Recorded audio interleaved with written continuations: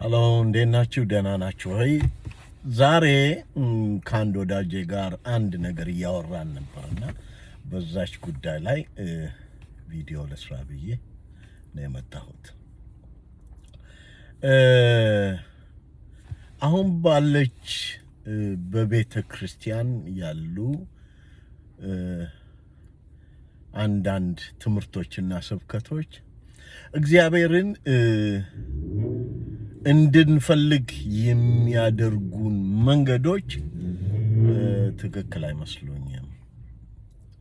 እነሱ እንድንፈልግ ባደረጉን መንገድ እግዚአብሔርን እንፈልግና እግዚአብሔርን የፈለግንበት መንገድ ደግሞ ሮንግ ከሆነ እግዚአብሔር አይገኝልንም። ስለዚህ እንጠብቅና እንጮህና ከፊቱ እንርቃለን። ያ ወዳጄ ምን አለኝ? አሁን ድሮ ሰው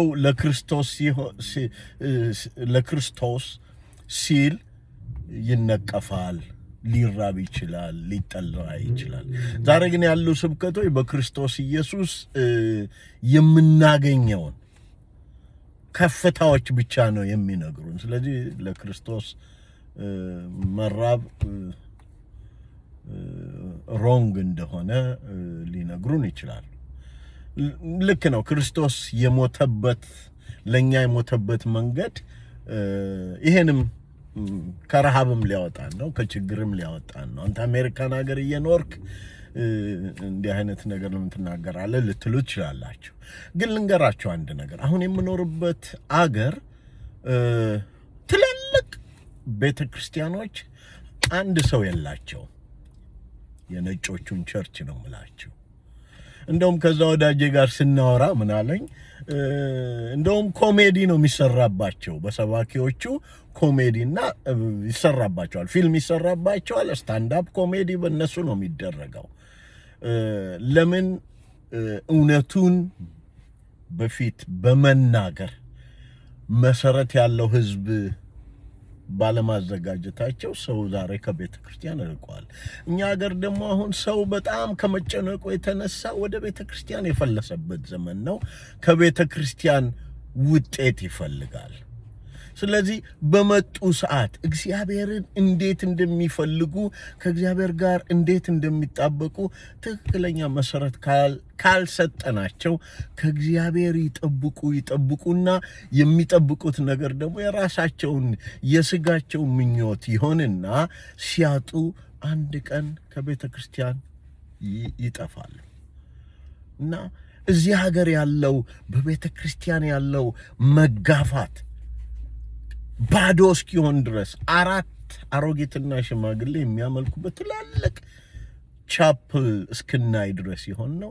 በእግዚአብሔር ላይ ሰዎች ተስፋ ቆርጠው የሄዱበት ዘመን ነው። ዛሬ ኢየሱስ ብትሉም ይሰማቸው የለም። እዚህ ያው አይሰማም አይደለም፣ ባላንስ እናርገው ስናወራ ግን ነው። በቃ ለምን እግዚአብሔርን የምንፈልግበትን መንገድ ለሰዎች ስናሳይ ትክክለኛው በእግዚአብሔር ቃል መሆን አለበት።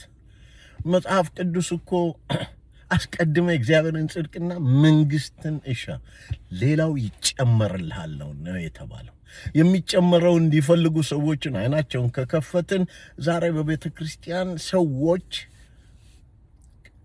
እስኪነጣጠቁ ድረስ እስኪወሻሹ ድረስ ያንዱን አንዱ ወስዶ እስኪከለክል ድረስ በጣም ሰልፊሾች ያፈራ ነው። ለዚህ ነው ድሮ እንዲባል ነበር። አሁን እሱ እንኳን ይከፈላል። አሁን የምሰጠው ምሳሌ ነገሮች ትገዙና መጨረሻ ላይ ለገዛችሁት ዕቃ ፌስታል ይሰጣል። ልክ ጽድቅና መንግስቱ እንዲህ ነው እያልን እንሰብክ ነበር። በቃ ዋጋ ከፍላችሁ የገዛችሁትን ነገር ስትይዙ ነው ሌላው የሚጨምረው። ልክ እንደ ፌስታል ሌላው ይጨምራል። አሁን ፌስታል እዚህም ከፍለን ነው መያዣውን። ድሮ ግን ነፃ ነው። ስለዚህ ነፃውን ሰው እንዲፈልግ እናድርገው። አለበለዚያ ለማይረባ ነገር ነው የምናዘጋጀው። ካልሞትን በመንፈሳዊ ነገር ህይወት የለም፣ ሬዛሬክሽን የለም፣ ክብር የለም።